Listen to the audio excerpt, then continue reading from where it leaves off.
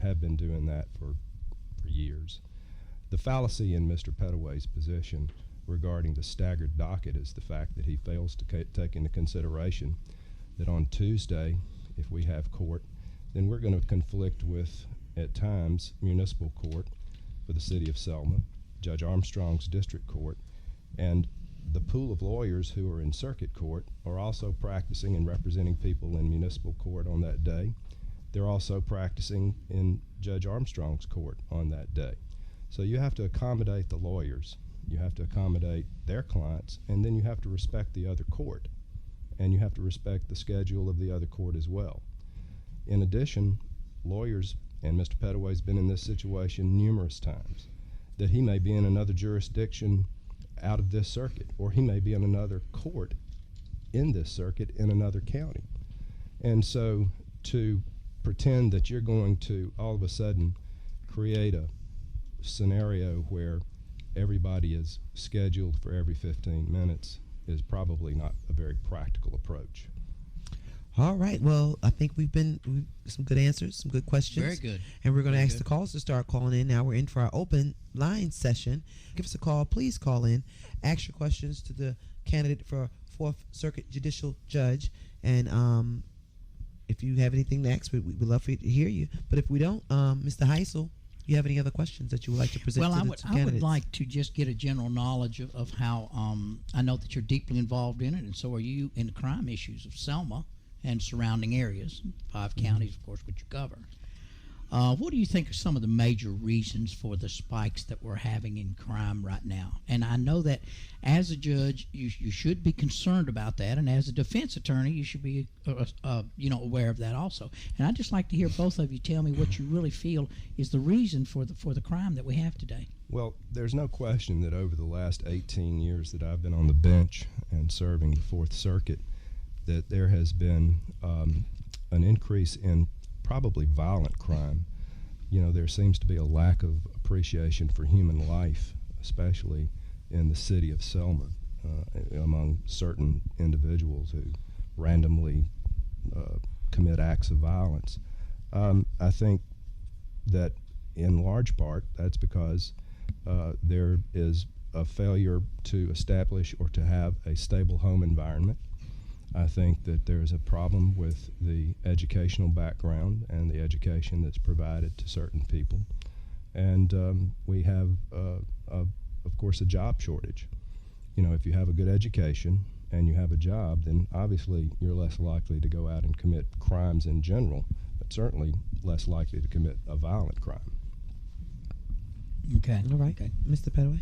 Well, the answers, well, what I see, and of course this comes from my experience with people, we have a really breakdown and failure in the family structure.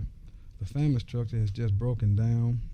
We're not relying on it, and we're not talking about just your immediate family, but you also have your extended family, you have your church family, your community family. All that works together. And see, right now, people do not want other people to help them. We need to figure out how to work with that because, people always say, well, it takes a village. Well, it really does. Because the average parent is not with his or her child most of the day. Matter of fact, you'd be surprised, statistics show that you might only spend 7 minutes a week quality time with your child.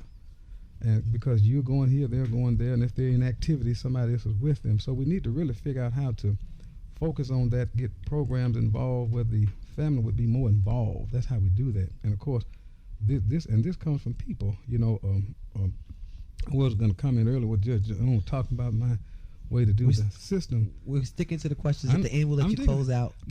I'm handling that question. Because basically comes from experience working with people and knowing how to work with people. And see, I've been there. I've gone from place to place, court to court with folk, and I see what will work and what will work with folk. And so, but really trying to focus on the family, trying to find the right kind of programs that have alternatives. Because see, we've been putting folk in jail for a long time here in Alabama. We've been building more prisons here in Alabama. We're overcrowded now, and of course, especially when you talk about the African American community, we African Americans, who I'm one, make up 26% of the population here in this state, but yet over 70% of the prison population. So we got to figure out how to really attack that picture and deal with that. Well, I would just like to say in the African American community, crime is rampant. and I think that's an internal issue in the African American community.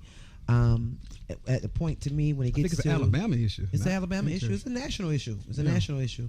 But I think when it comes to when it gets to the Fourth Circuit Judicial Court, it's too late, and we need to start developing programs within our community that's going to be able to help alleviate those problems, as in making stronger families, as in better education, as in better jobs and more available jobs. I'm unemployed. I have to do little things in Selma just to make ends meet and try to keep things relevant, to keep the word out there, so people can not to feel that they can lose hope out there in the community, because there are positive things that you can do without having employment. You can still be a positive force in your community, and that's what we need to teach. A job doesn't really define you. You define you. So I think that if we encourage young men, African American men and women, to be proud of who they are, it doesn't matter. They'll be excellent, and we need to provide them with that education and that type of direction. All right, caller, hello, how are you today? Welcome to the first Democratic primary debate forum. Hey, how y'all doing? Oh, all right. Yeah, they tell me that CC and Tremaine Gordon is in Ward 8 picking up marking people absentee ballots for. You have a question for any of the candidates today? Yeah. Well, I just kind of figured that somebody needs to check on it. They out here about picking up people ballots and they voting for them. Okay. They asking people to sign at the bottom. Don't worry about marking the day of marking for them. Did you experience that yourself personally? Well, I'm headed out there to see if it's true. Okay. Well, thank you for that information. All right. Thank you. All right. Thank you very much. We're going to ask the callers to sort of stick to the questions. 87 Steve, you have a particular question. If you wanted to ask Judge Jones a question, or Attorney Collins Pettaway Jr. a question, you can do that. But we're going to stick to things that we could sort of lay a finger on. Collins, in your platform, I got a question until we get the next caller. Give us a call, 87. You have on your platform that you help victims and less fortunate to be made whole. How, as a judge, will you be able to do that? Are you going to, I mean, I know the state already has a victims help crisis center that Miss Barbara Brown has been very active in informing people if there have been victims of violent crimes, and I know the state has a lot of programs. What can you do, according to your platform, to make this viable in the Fourth Circuit judge seat? Well, let me think. Let's say you have a home and you leave away. Somebody breaks into your house and ramshacks and messes it up and just take a little copper out and messes up your house, cause you $3,000 worth of damage. Mm-hmm. You got to come back in and live there. The person is caught, comes before and is found guilty of it and has to be sentenced. Now, the person could be sentenced and thrown in jail, ordered to pay restitution, but you be hard to get it. Or you could figure out a way to be sure that person is work released or working to pay you back. So that's how you get a victim back to be made whole in certain ways. You know, because see, people need to be the victim or the criminal. No, the victim. Right now, the victim okay. need to get repaid back the damage. Okay. Because a lot of times people don't get all their damage, or if they do, the restitution may be too far on. So where's the criminal going to be? That. Well, the criminal could be in jail, or the criminal could be out on work release or working some kind of way to repay that back. And of course, you have to evaluate that situation and see what's best. Mm. But basically, you want to be sure that the restitution is paid and paid timely. Okay. Those things of that nature. I mean, that's just an example. So that's how you do that. Okay, Judge Jones, would you like to comment on that question? Is that something that the court can do? I'm sort of. What's your question? The question is, he mentioned in his platform to help victims and the less fortunate. And in his answer, he said if your house was broken into, you would need your restitution paid quickly. And I guess, not to say what he said, but he would put people on work release so they could build up the funds to pay back the restitution. So it was really about a restitution payment thing on that platform that he mentions. But I just want to see what your view on that was, since I could be fair on the question. Sure. Well, it's a hypothetical. I'm assuming that this is a first-time offender and not a sixth-time offender. Mm-hmm. Is that what we're assuming? I will hope so.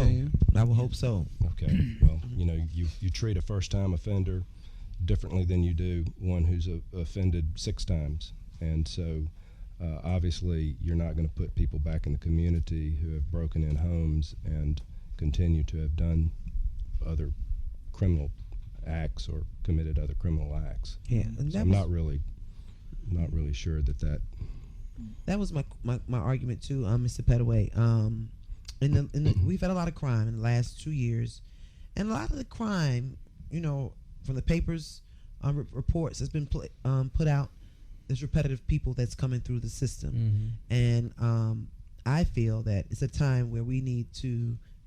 Citizens expect the judges to be stern, and when you said the less fortunate, I was confused because I wasn't sure if you were talking about the true victim or the criminal. Because I don't think that the criminal should be given any special privileges just to make sure me as the victim get my restitution paid. If my house got broken into, God willing, I still had insurance, they will cover the cost of it and let him pay my restitution. Because I think that if we keep going in this trend of letting people out to give them an opportunity, that's where we've been in the last 10 years in our system. And I think our system needs to be a little bit more stern. We have young men out here killing every weekend. We had a shooting last night. A young woman, rest in peace, Miss Bridget Woods. She was shot. I think it was just ridiculous. She's in a bed sleep. We had a young man named Raziah who lost his life, a young 3-year-old child. I don't see where we can have lenient sentences for people who do what's the word that they use for voting? Unconscionable crimes. So if you're talking about unconscionable crime committers, no. If you're talking about people that they allow to vote, I guess there's a difference. That's different, but I think we need to be clear that up for me. Let me say this, Sunshine. Hold on. In the real world, let him speak, and then I'll come back. In the real world, what we're looking at, because this hypothetical you've created is probably